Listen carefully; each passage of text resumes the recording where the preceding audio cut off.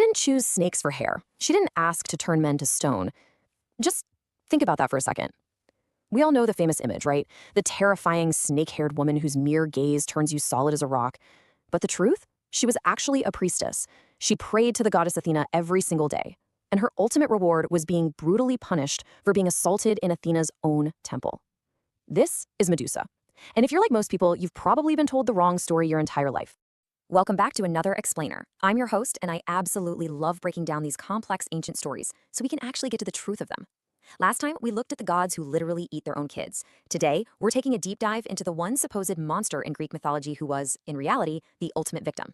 We are totally dropping the movie monster facade today. We're going to uncover the real, messy, and profoundly tragic myth of Medusa.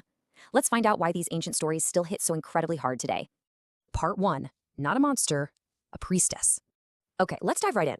We basically have a tale of two different origins here. The older texts by the Greek poet Hesiod claim Medusa was simply born a monstrous Gorgon, and that's the end of the story. But the version that really stuck, the one everybody actually remembers, was written by the Roman poet Ovid, and it reveals a much, much darker reality.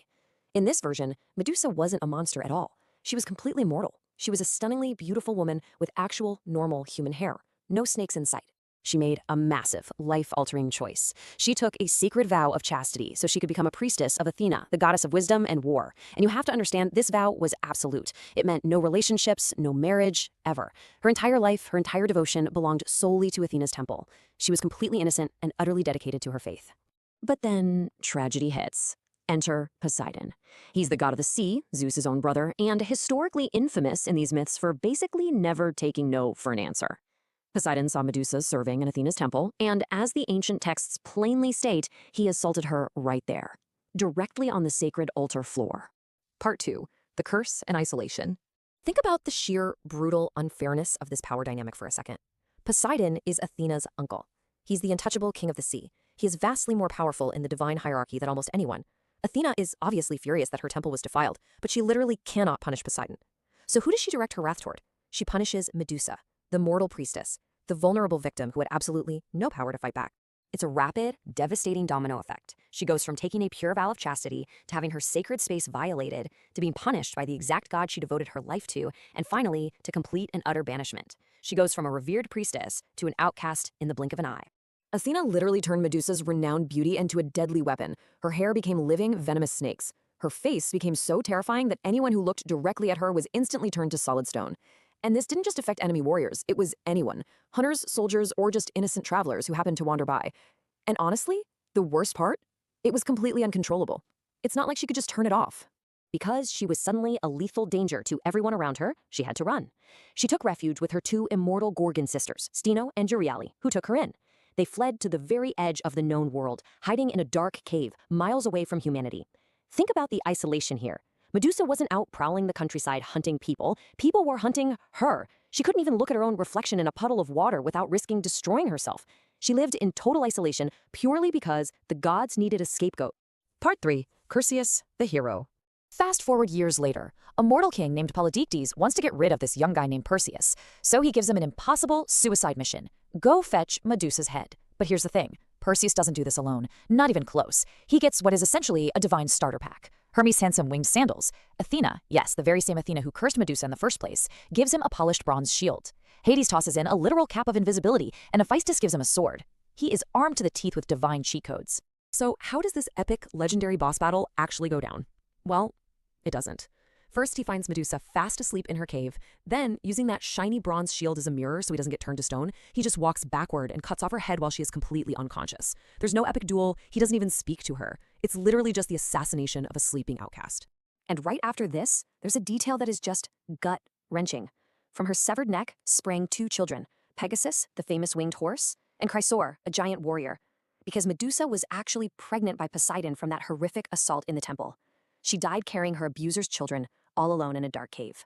But Perseus isn't done. He actively weaponizes the victim. He shoves her severed head into a bag, flies away, and uses it to build his own glory. He pulls it out to turn a sea monster to stone. He uses it to turn King Polydectes and his entire court to stone. And finally, the ultimate insult. He gives her head right back to Athena, who mounts it on her Aegis shield as a glorious, terrifying trophy. Part 4. The Protector's Legacy. Interestingly enough, the ancient Greeks themselves didn't really see her as just a simple comic book villain. They used her face as an apotropaic charm. That's basically a type of magic or a protective symbol intended to actively turn away harm or evil influences. They would actually paint her terrifying face on their own shields and carve it right above their doorways. Her gaze, the very curse that ruined her life, was completely repurposed by the Greeks to ward off evil from their homes. It's a heartbreaking irony, isn't it? She became a guardian after her death, which is the exact thing the Olympian gods never, ever allowed her to be in life, back when she was just a devoted priestess trying to serve her temple. Part 5. Who is the real monster? Let's be real for a second and break down the actual track record here. A very different picture emerges. Poseidon assaulted a mortal priestess in a sacred space. Athena, instead of demanding justice, punished the entirely innocent victim. Perseus snuck into a cave and murdered a sleeping, pregnant woman for clout back home. And Medusa? She took a vow, was assaulted, was cursed for it, and then was murdered. It is startling to realize just how deeply hypocrisy is woven into these myths. Look, Greek mythology is absolutely full of gods behaving badly, we know that. But Medusa's story, it's the one that feels the most uncomfortably modern. Because at its core, this isn't a fantasy tale about a lady with snakes for hair. It's a story about power dynamics. It's a story about victim blaming. Perseus needed a terrifying monster to slay so he could become a legendary hero, and so Medusa was simply made into one. The winners write the history books. And sadly, thousands of years later, society still has a terrible tendency to blame the person who survived the abuse rather than the one who caused it. So, I have to ask you, looking back at Poseidon, Athena, Perseus, and Medusa, who is the real monster here? Kind of changes how you look at the whole hero narrative of antiquity, doesn't it? Well, that wraps up today's explainer, but it definitely leaves us wondering, if history is written by the victors, what other mythological monsters were actually just victims? For our next explainer, what do you want to dive into? Do you want to learn the actual truth about Hades and Persephone? Spoiler alert, it was absolutely not a romance. Or do you want to uncover the real reason the Trojan War started over a single piece of fruit? Let me know.